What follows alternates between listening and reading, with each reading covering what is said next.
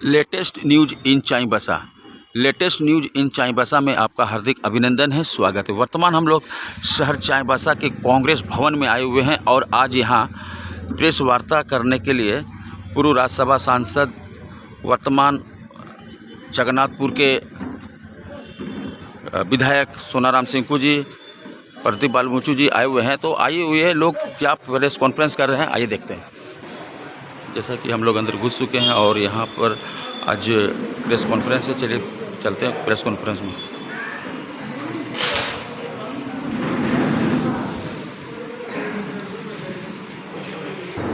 सबसे पहले तो इस प्रेस वार्ता में आप सभी का स्वागत है।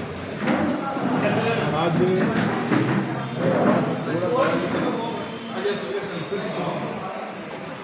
आपसे वार्ता करने का मकसद है कि पिछले दिनों कल कश्मीर के पहलगाम में एक बड़ी घटना हुई। उसमें करीब 27 लोग, तब तो सरकार के द्वारा कोई ऑफिशियल डाटा आया नहीं है, अधिकारी के कोई भी घोषणा नहीं है, मगर जो सूत्र बताते हैं, जो मीडिया को बता रहा है, करीब 27 लोग की मृत्यु हो गई। और ये मृत्यु, ये घटना ऐसी हुई है कि आम लोग पर कोई अटैक नहीं हुआ है। आम लोग नहीं कहेंगे, एक तरह से जो टूरिस्ट लोग उन पर अटैक हुआ है और पूछ के मारा गया है। जैसे कि एक महिला का जो हस्बैंड था, आर्मी में था, उससे पूछा, उसको तो मार दिया। फिर बोली हमको ही मार दीजिए, शादी हो गई, 1 हफ्ता हुआ, तो हमको ही मार दीजिए। तो बोले कि नहीं, आपको नहीं मारेंगे, आप जाइए मोदी को बताइए कि कैसे हम लोगों ने आपके हस्बैंड को मारा है। मतलब बड़ी साफ है कि इस घटना का मकसद आखिर क्या है, कि विवादी क्या चाहते हैं।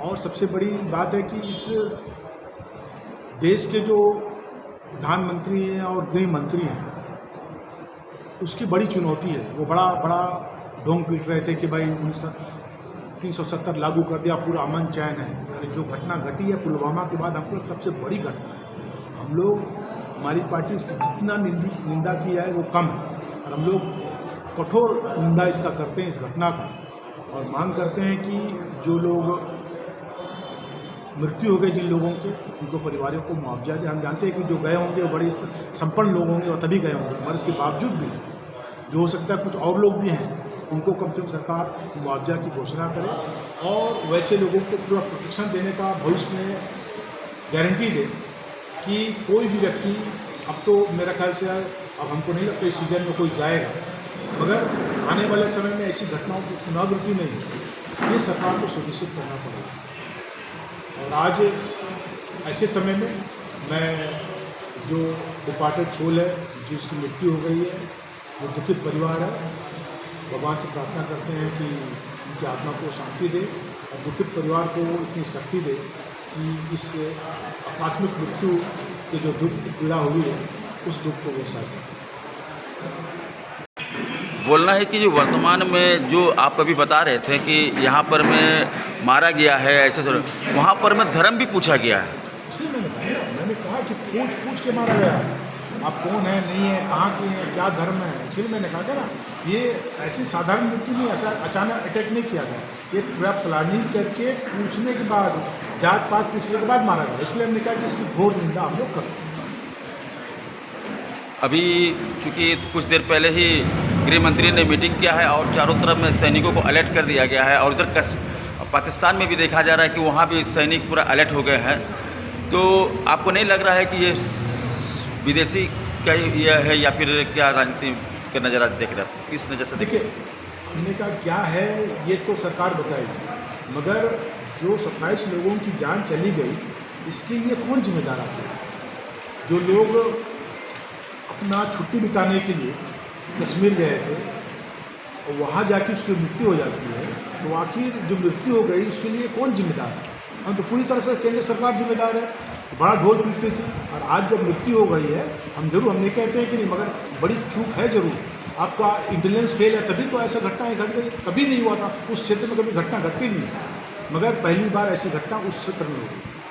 तो आप सरकार से क्या अपील करेंगे, क्या कहेंगे सरकार को? हमने तो मैंने कहा आपको, सबसे पहली बात ही सभी जो पर्यटक है उनको सुरक्षा की गारंटी सरकार को देनी चाहिए, और साथ में जो मृत्यु हो गई है उनको मुआवजा देना चाहिए, और साथ ही जो लोग वैसे पीड़ित लोग होंगे अगर किसी को नौकरी की ज़रूरत है तो उनको नौकरी भी देनी चाहिए। तो इन्होंने बताया कि जो घटना घटी है वो बहुत ही दुखदायी घटना है और इस घटना का कांग्रेस निंदा करती है। इस तरह का घटना नहीं होना चाहिए और सरकार से मांग भी कर रही है कि इस पर जल्द से जल्द कार्रवाई करते हुए संबंधित लोगों को वहां पकड़ा जाए, उसको सज़ा दिलाया जाए, और जो घटना में जिनका नुकसान हुआ है उसका भरपूर व्यवस्था देते हुए उन्हें आगे बढ़ाने की कोशिश किया जाए। तो ये थे पूर्व राज्यसभा सांसद प्रदीप बालमुचु जी, जो अपनी बातों को रख रहे थे। पलगांव में जो ये घटना घटी है उस घटना को लेकर के आप क्या कहेंगे? आप विधायक कांग्रेस के जगन्नाथपुर से सोनाराम सिंह जी, आप क्या कहेंगे इस पलगांव के जो घटना घटी उसको लेकर के? देखिए, ये घटना जो है ना बहुत दुखी है हम लोग। ये सरकार की नाकामी है, ये उसका कमजोरी है। प्रधानमंत्री नरेंद्र मोदी ने कहते हैं कि हमारा 36 इंच का इंच चाहती है, लेकिन कहाँ, हमारा तो यहाँ के लोग जान गंवा रहे हैं। तो आप क्या चाहेंगे इसमें? देखिए, वो जितना भी उग्रवादी है इसको सफाया होना चाहिए, जिस तरह से देश का रक्षा होना चाहिए, वो यहाँ के जनता का रक्षा होगा। तो आपने नेताओं की बातों को सुना, इन्होंने पलगांव में जो हुई घटना को लेकर के अपना विचार को रखा है। तो अभी कांग्रेस भवन में है, आपने इस वीडियो को भी देखा है, कैसा लगा? अच्छा लगा तो लाइक कीजिएगा, सब्सक्राइब कीजिएगा और शेयर करना ना भूलिएगा। अपना विचार जरूर दीजिएगा। धन्यवाद।